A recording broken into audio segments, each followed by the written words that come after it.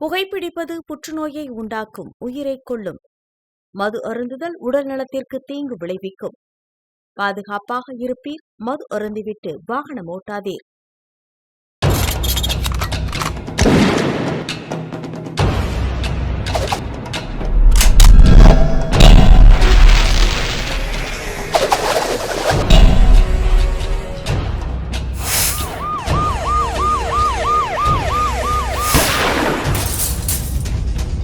கோப்பியம், உண்மையும் பின்னணியும்.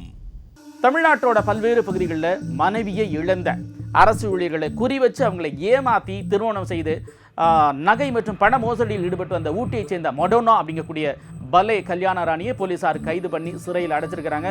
அந்த அதிர்ச்சிகரமான சம்பவத்தை பற்றி இப்போ பார்க்கலாம்.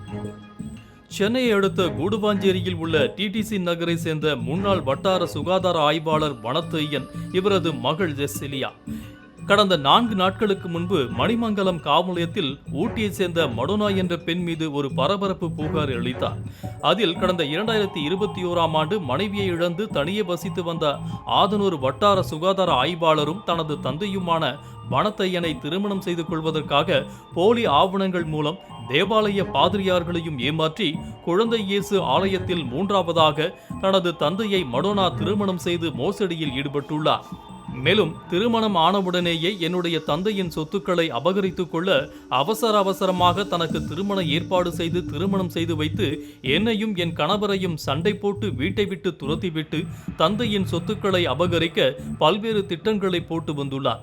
ஆனால் எந்த திட்டமும் பலிக்கவில்லை என்பதால் கடந்த 2024ஆம் ஆண்டு தனது தந்தை இறந்த 3ஆம் நாளிலேயே அங்கிருந்து சென்றுவிட்ட அவர் மீண்டும் வந்து எங்களின் சொத்துக்களை அபகரிக்கும் நோக்கத்தில் அடியாட்களை கூட்டி வந்து அத்துமீறி கேட்டின் பூட்டை உடைத்து உள்ளே நுழைய முயன்றுள்ளனர் என்றும் குறிப்பிட்டிருந்தார். இதையடுத்து புகாரின் அடிப்படையில் வழக்கு பதிவு செய்த போலீசார் மடோனா குறித்து விசாரித்ததில் பல்வேறு அதிர்ச்சி தகவல்கள் வெளிவந்தன. அதில் நீலகிரி மாவட்டம் மஞ்சனக்கொரை பகுதியை சேர்ந்தவர் மடோனா 1993ஆம் ஆண்டு வனத்துறை அதிகாரி மகேந்திரனை திருமணம் செய்துள்ளார். பின்னர் மடோனாவிற்கும் வேறு ஒருவருடன் தொடர்பு ஏற்பட்டதால் தற்கொலை செய்து கொண்டுள்ளார். அதன் பிறகு 2017ஆம் ஆண்டு இந்திய ராணுவத்தில் பணிபுரிந்து ஓய்வு பெற்ற மனைவியை இழந்து தனியாக வாழ்ந்து வந்த கனகராஜ் என்பவரை திருமணம் செய்துள்ளார். பின்னர் கனகராஜிடமிருந்து 9 லட்சம் ரூபாய் ரொக்கம் மற்றும் 22 பவுன் நகைகளை பெற்றுக்கொண்டு கனகராஜை விவாகரத்து செய்தார். அதன் பின்புதான் கடந்த 2021ஆம் ஆண்டு கூடுவாஞ்சேரி ஆதனூர் பகுதியை சேர்ந்த வனத்தையனை ஏமாற்றி 3ஆவதாக திருமணம் செய்திருக்கிறார். எங்க அப்பா இறந்ததுக்கு அப்புறமா தான் இந்த மெடோனான்றவங்களோட முழு விவரமும் எங்களுக்கு தெரியாது. அவங்களோட சுயரூபமும் என்ன எப்படி ஏதுன்னு ஆராய்ஞ்சு பார்க்கும்போது தான் இவங்க எங்கள் அப்பாவை 3ஆவது கல்யாணமாக பண்ணிக்கிட்டு 2ஆவது கல்யாணம் 2017 பண்ணிவிட்டு திருவள்ளூரில் கனகராஜன்றவங்கள பண்ணிவிட்டு 3ஆவதாக தான் ஆனால் எங்கள் அப்பாவுக்கு எங்கள் யாருக்குமே இந்த 3ஆவதாக எங்கள் அப்பாவை கல்யாணம் பண்ண விஷயம் எங்களுக்கு யாருக்குமே தெரியாது. டாக்குமெண்ட்டு பொய்யான ஆவணங்கள்லாம் கொடுத்து தான் சர்ச்சில் இது மாதிரி 2ஆவது கல்யாணம் தான் பண்ணிக்க போகிறேன்னு சொல்லி கல்யாணம் பண்ணி இது சொத்துக்கோசம் தான் இது பண்ணி அதே மாதிரி 2ஆவது புருஷன்கிட்டேருந்து 24 சவரன் நகை பணம் அங்கே ஏமாற்றிட்டு இங்கே எங்களோட சொத்துக்கு இங்கே உட்காந்துட்டு நாங்கள் எங்கள் வீட்டுக்கு எங்களை பிரச்சனை பண்ணிக்கிட்டு எங்களை வாழ விடாமல் ஆளுங்களை கூப்பிட்டு கேட்டை உடச்சிக்கிட்டு பூச்சட்டிலாம் உடச்சிட்டு 10 ஆட்களை கூப்பிட்டு இந்த கொடுவா கத்தி சுள்ளி இதை எடுத்துகிட்டு வீட்டெல்லாம் உடச்சி ஃபீஸ் கடையெல்லாம் பிடிங்கிட்டு எங்கள் நைட்டெல்லாம் தூங்கவே விடலை. அதுக்கப்புறமா இது சம்மந்தமாக காவல்துறையில் மணிமங்கலம் போலீஸ் ஸ்டேஷன்லேயும் கமிஷனர் ஆஃபீஸ்லேயும் நாங்கள் புகார் கொடுத்துருக்கோம். அவங்க நடவடிக்கை எடுக்குன்னு சொல்லியிருக்காங்க.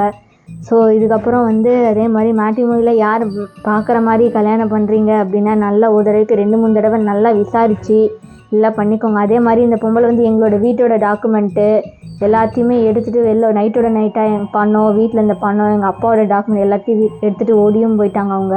இப்போ யாருமே நாங்கள் எதுவுமே இல்லாமல் தான் இப்போ இங்கே உட்காந்துட்ருக்கோம். ஏன்னா அவங்ககிட்ட மீட்டு தருமானம் தான் காவல் நிலையத்தில் கொடுத்துருக்கோம் புகார். அதே மாதிரி நல்லா நீங்கள் தீர விசாரித்து கல்யாணம் பண்ணுறதா இருந்தால் நல்லா தீர விசாரித்து பண்ணுங்கள் எப்படி எங்கே என்ன ஏதுன்னு சொல்லிட்டு. அதன் பின்பு வனத்தையனுடைய சொத்துக்களையும் அபகரிக்க திட்டம் போட்டு அது பலனளிக்காத நிலையில் திருமணமான 3ஆவது மாதத்திலேயே கருத்து வேறுபாடு காரணமாக பிரிந்து சென்ற மடோனா முன்னாள் கணவரான கனகராஜிடம் சென்று வாழ்ந்து வந்துள்ளார்.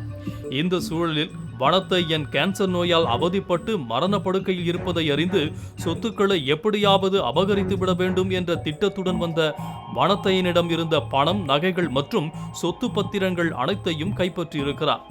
இந்நிலையில் கடந்த ஆண்டு வனத்தையன் இறந்து போகவே அதை பயன்படுத்திக் கொண்ட மடோனா வனத்தையனின் மகள் சிசிலியாவின் வீட்டையும் அபகரிக்கும் நோக்கத்தில் அடியாட்களை கூட்டி வந்து அத்துமீறி கேட்டின் பூட்டை உடைத்து உள்ளே நுழைய முற்பட்டிருக்கிறார். இவை அனைத்தும் போலீசாரின் விசாரணையில் தெரியவந்ததை அடுத்து புகாரின் அடிப்படையில் மடோனாவை ஆவடியில் வைத்து போலீசார் கைது செய்தனர்.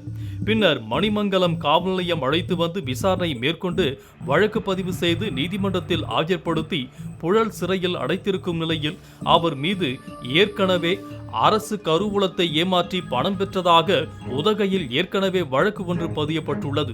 மேலும் மடோனாவை போலீஸ் காவலில் எடுத்து விசாரிக்கும் பட்சத்தில் இன்னும் எத்தனை அரசு அதிகாரிகளை திருமணம் செய்து மோசடியில் ஈடுபட்டு சொத்துக்களை அபகரித்துள்ளார் என்ற முழு விவரம் தெரிய வரும். கோப்பியம், உண்மையும் பின்னணியும்.